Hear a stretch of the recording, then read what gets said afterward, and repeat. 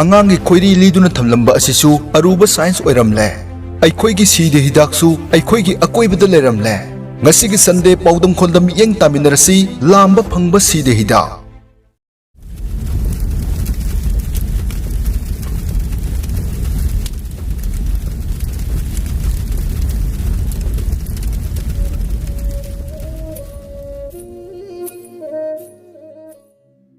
Hojik haikha matamne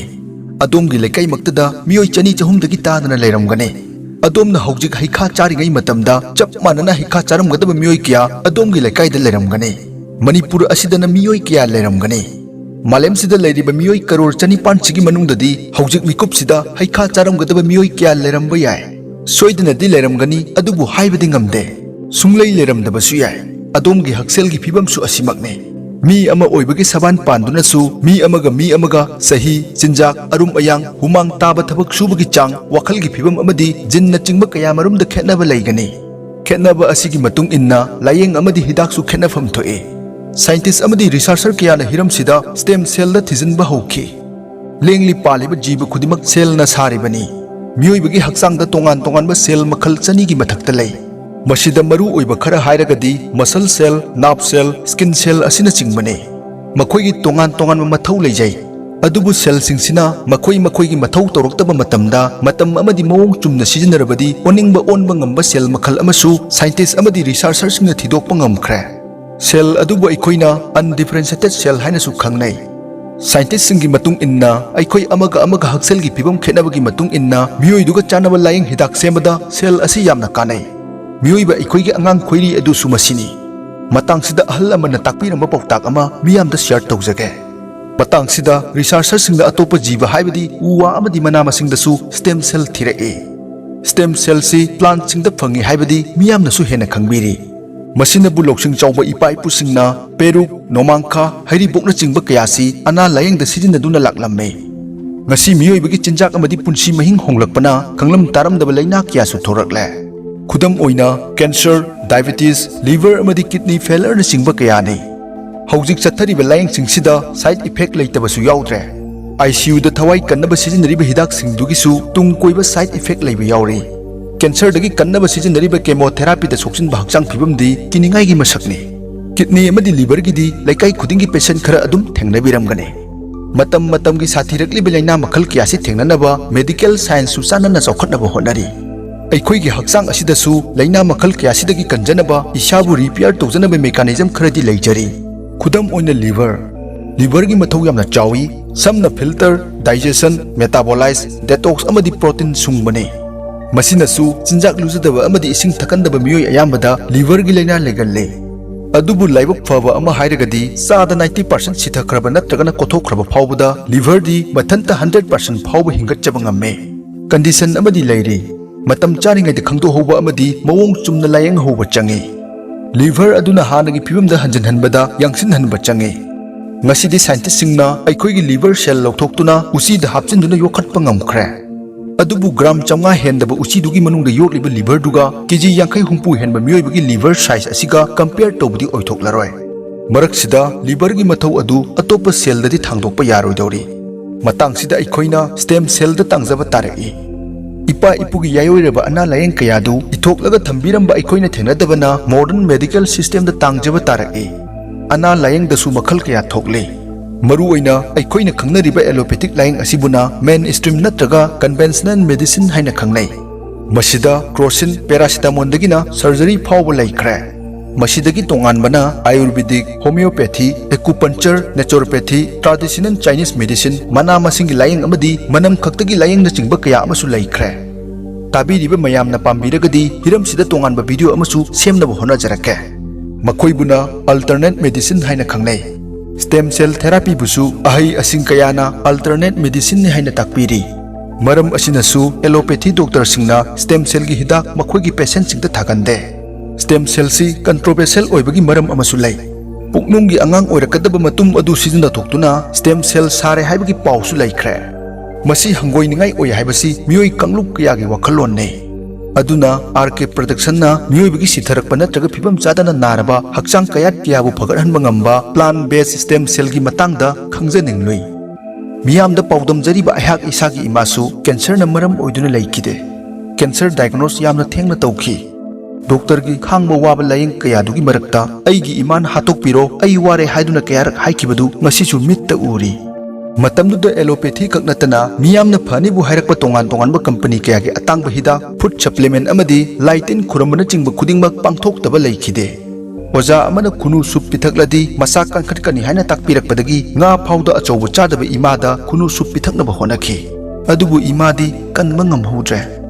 matangsidagi multi level marketing tawriba hidak company singbu thajakidre अखोइना थेंगनरुबा फिबम सिगा चपमानबा फिबम मियोय कया अमसु सोइदना थेंगनरम याय हाइबसी R K production न उजै मतम खरगी ममांगदा अखोइना मंत्री पुखरीदगी याम्बा मैसनाम इबोमचा थेंगनजरक ए कुमजा लिसिंगनी 18 गी वारीनी तोइना कोकचिकपगी हिदाक चादुना खांगलिंगै महाक ई ओबा फाइबा हौरखी सनमेनलोन फिबम सोकपा हजिरा सुबा ओइरुबना युमदा हाइदोक्ते अदुबु नोंगमा महाकी लोइना बिना इरुजफमदा ई मतुम मतुम ताबा थेंगनकी मधुदसु नाहिनी हाइदुना लोसिनबा होनबदा इतैमेना थाजरमदे खरनी लैरगा अमांगसंगदा ई साइथोक्तुना लैबा थेंगनकी अनाबगी फिबम हेंजलकपना इयाम्बा इबोमसासु लोसिनदुना थम्बा ngamlaktre हौकिबा चही मरी मुक्सिदा रुपा लाख 9 हेना सेंडोन पुथदुना लाकबु डॉक्टरना नुमित खरनीगी मतम थारखी मतमदुदा इयाम्बा इबोमचा मी अनिना समद्रबदी लेपा मथंता ngamde चाक फाउबा इंद्रबदी मथंता चाबा ngamlamde तसेंगनमक्सु कुमजा लिसिंग अनि कुंदा जेनिम्स के डॉक्टर सिंगना उपाय लेररो हाइदुना इयाम्बबु युमदा पुथरकपा ताखी मतांगसिदा मंत्री पुखीदगी ओजा कुमार कौबा अमना मखोइदा हिदाक मखल अमा ताकपिरखी ओजा कुमार गी लोइने बिसु मतम सांगना डायलिसिस तौदुना लेरखी मतमदुदा Phyto Science train maker private limited की हिदाक कोर्स अमा चारुबदगी महाकी लोइने बिसु फकटपा हौरखी हाइना ताकपिरखी लाइबक येंगलगे हाइदुना इयाम्बा इबोम चागी लोइने बिनसु हिदाक सिंगदु मपुरोइबदा पिजबा हौरखी सुमनतगी चयोल अमखकी मनुंगदा इयाम्बा इबोमचा मखोल ओलखी मसादा अहोंगबा खरा उबा हौरखी हौजिकते किलोमीटर अममुक मखोंगना मथंता चटपा ngamle साखी ओइना वीडियो मतेक्सि तामिनासि चटपा खोटपदी रुम चले हुजि मपानी पान थोकपा खोटपा दुम असाइबो वॉकिंग थोकपा खोटपा दुम चले वाई सिटपा खोटपा दुम खरा दुम सिटपा ngamle अइगी नुपाना कंगी सही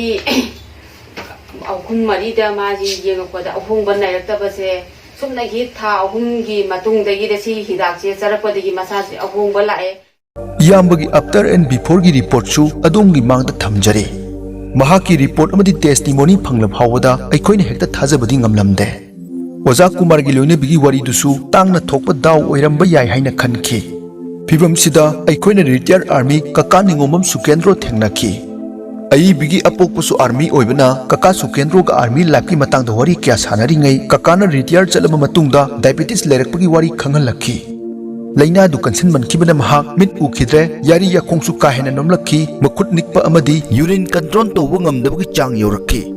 गाड़ी थौबा नत्रगा कोलोम फावबा पाइबा ngamlamde था अहुम नुमित खुदिंगी अनिरक इंसुलिन कापा ताखी अदुबु हौकिबा कुमजा लिसिंग अनि कुनगी एप्रिल मे अदुवाइदा महाकसु लाइबक येंगलगे हाइदुना फाइटो साइंस की हिदाक चाबा हौखी हौजिकति महाकी ब्लड शुगर लेवल नॉर्मल ओइरे इम्फाल दगिना साइतोलदा लैबा युम फावबा मथंता हंकट हंदा गाड़ी थौबसु ngamle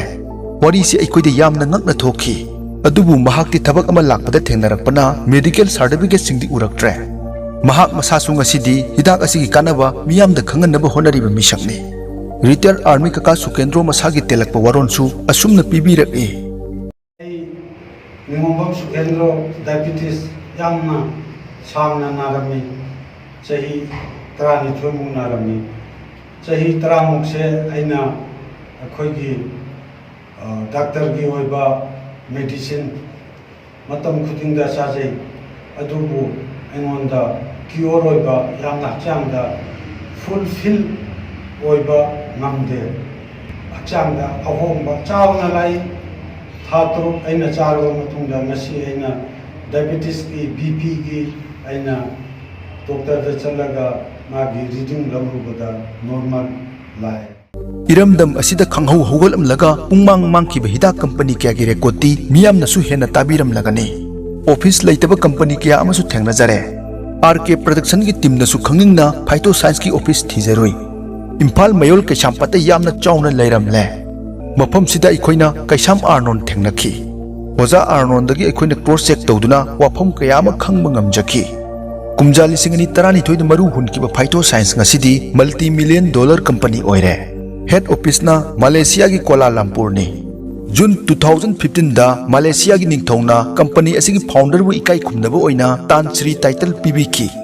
फाइटो साइंस की ख्वाइदगी फबा अमना मसी प्लांट बेस्ड खक्तमक ओइबा हिदाक अमदी फूड सप्लीमेंट पुथोकई अदुना सांगा चादबसिंगनसु चिंगनबा लेतना चाबा यारे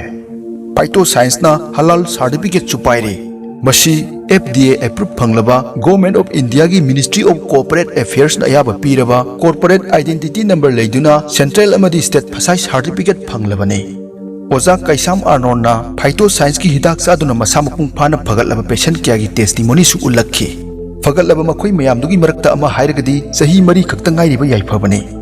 सिंजंगमई पेबिया लैकाइदगी पेबम याइफबा कुमजा लिसिंग अनि 18 दगी नारकपनि हाय मतमदुदा महाक सही अमगा थानी पन खक्तमक ngairi मपाबुंगना फाइटो साइंस की हिदाक से था अहुम पिजै हाइना ताकपिरखि अहानबा थादगी खेनबा उब फंगी हाइदुना याइफबगी मपाबुंगना ताकपिरखि फाइटो साइंस की यूमफम सी आर अहुम द बेस्ट तवे रिप्लेस रिड्यूस एंड रिजुविनेट सोलबा सीरबा अमदी पत्थरबा सेल सिंगबु अफबा अनोबा सेल न रिप्लेस तौबा लैनाबु रिड्यूस तौबा अमदी रिजुविनेट तौदुना तगत तगत तेहनमने लैना तिनादगी ngakthokpa haibasina miyoiba अखोइगी अहानबा पांदम ओइफम थोए मसिगी दमक अखोइना सक्चा युथक अमदी अकोइबगी फिबम सेक्शन बताय चांग नाइना हुमांग ताहनबसु संगे रेगुलर बॉडी चेकअप सु तौथोकपियो मतम की मना मसिंग अमदि हैरा चांग नाइना चाबियो इसादा नुंगाइरक्तबगी सिम्टम लेरक्लबदी अदोमना थाजब डॉक्टर अमा थिंथदना तानाबियो हार्ट लिवर किडनी की लैना कैंसर पाइल डायबिटीज नुंग लैबा अंगांग ओइबा ngamdaba अंगांग खाउदा पोमबा सारै हौबा ब्रेन ट्यूमर न चिंबा मायोक्नरिबसिंगना पिजरिबा कांटेक्ट नंबर असिदा कॉल तौबिबा यागनी ताबिरिबा पुमनमक वाखल हक्चांग याइफबा ओइबियो ngasiगी ओइनदी काइननबा याथंग लौजरी चैनल असिगी अनौब वीडियो सिंगे अपडेट फंगनबगिदमक सब्सक्राइब तौसिनबियो मिटेंग ताबिरिबा पुमनमकपु थागतचरी।